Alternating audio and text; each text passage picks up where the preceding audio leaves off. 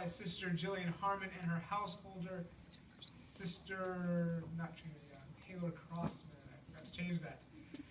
The theme, information is taken from the IT book, page 627. The theme is Dinah. Bad associations can lead to tragedy. And the setting is encouraging a fellow believer. Hey, Taylor, I was trying to catch you before you left. I'm done with this congregation. I don't even know if I want to be a witness anymore, if this is how Jehovah's Witnesses are. We are supposed to be loving and hospitable, but all I see is two-face.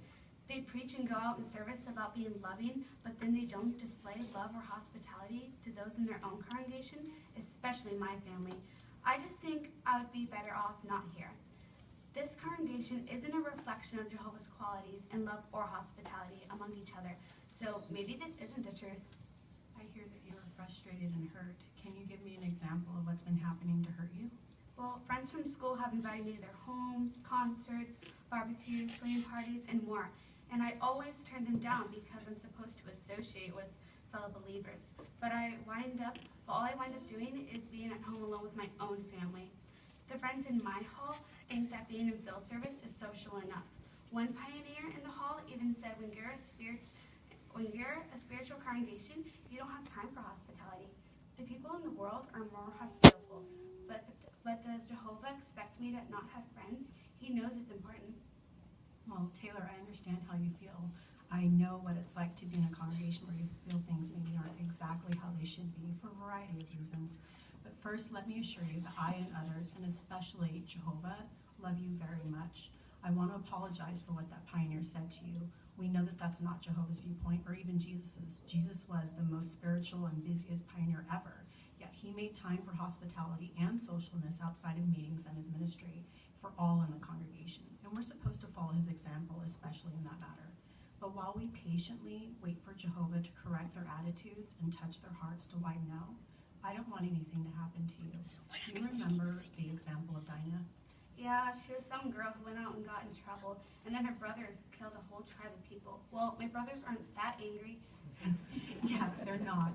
But let's do something different, okay? Let's do some imagery and consider the circumstances around the event. So Dinah was Jacob's daughter by Leah, Joseph's sister, and they had been living near the city of Shechem for quite some time, and she was approximately a young teenager like yourself. Dinah made a practice of regularly hanging out with the neighboring girls of another nation, those who don't worship Jehovah or live by his standards, friends at school, or even my coworkers. Perhaps they were nice to her, more hospitable, included her in things, made her feel loved, and her own tribe did not. Perhaps they just went out to the beach, beaded jewelry and clothing, told stories around the fire. The scriptures don't really indicate that there was anything necessarily wrong going on at her visits. All we know is that the Canaanite people worshipped many other gods, and that they were an immoral people whose everyday lives involved sex, incest, homosexuality, sodomy, and bestiality. During her visits, she was being watched and caught the eye of Shechem, the son of the chief, who was considered most honorable among his tribe.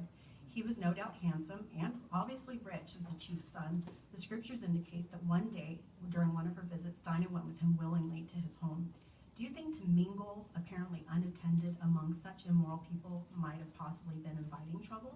Perhaps neither of them initially had the intention of having sex relations, but as his passion became aroused by the charms of this young, inquisitive virgin, he, without any godly moral restraints, did what most Canaanite men would have considered natural when sexually aroused. And when at that stage Dinah finally became resistant to his advances, he forced himself on her and kept her in his home until her brothers came and killed every male in his tribe.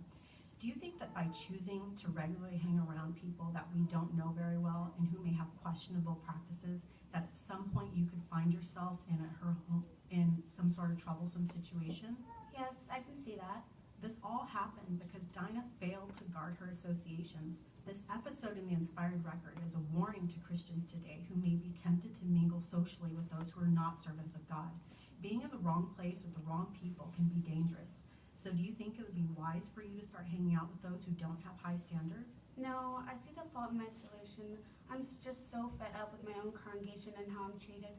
You are very precious in Jehovah's eyes. And while if you were to leave the congregation, those who failed to show love could be held accountable to Jehovah and possibly even blood guilty, but you also have your own accounting to Jehovah. And if we love Jehovah, we won't ever leave him based on other And this is a protection for you and me.